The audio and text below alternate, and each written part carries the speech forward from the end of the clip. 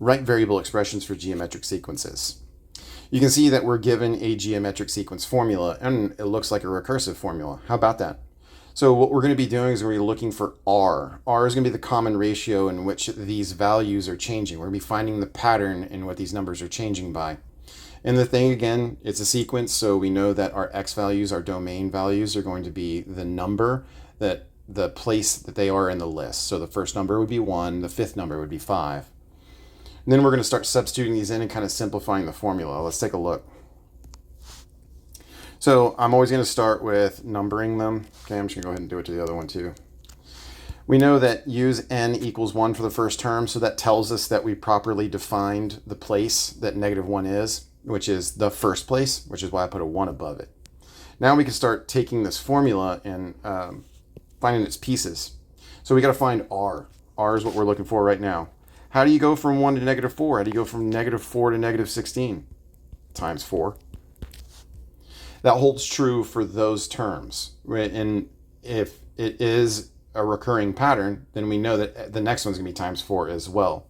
So whenever we're writing the formula here, we know that whatever place we're looking at is going to be our first term, which was -1. R, which is what we just found right here, our common ratio. This is R. It is going to be 4. And then we're going to take the place and subtract 1 from it.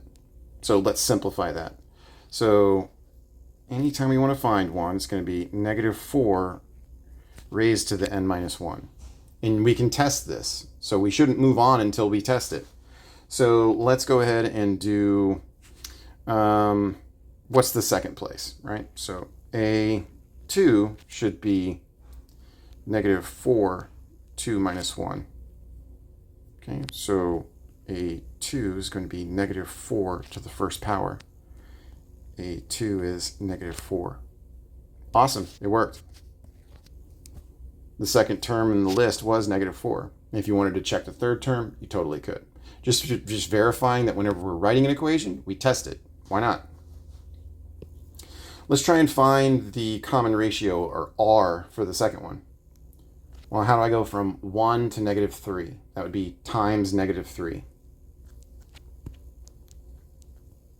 Okay, times -3. That would mean that if I'm finding a common ratio, the next one should also be times -3. Times -3. -3 times -3 is +9. Cool, all right, good. I found R. So all we did was verify that what we're finding as a recurring pattern is going to keep on doing that. Now we can start writing the formula. N equals our first term, which was A1, which is 1. Our recurring pattern, which was -3R. And then we're going to take n-1. We can simplify this and rewrite it, and then we're going to test it. -3, n-1.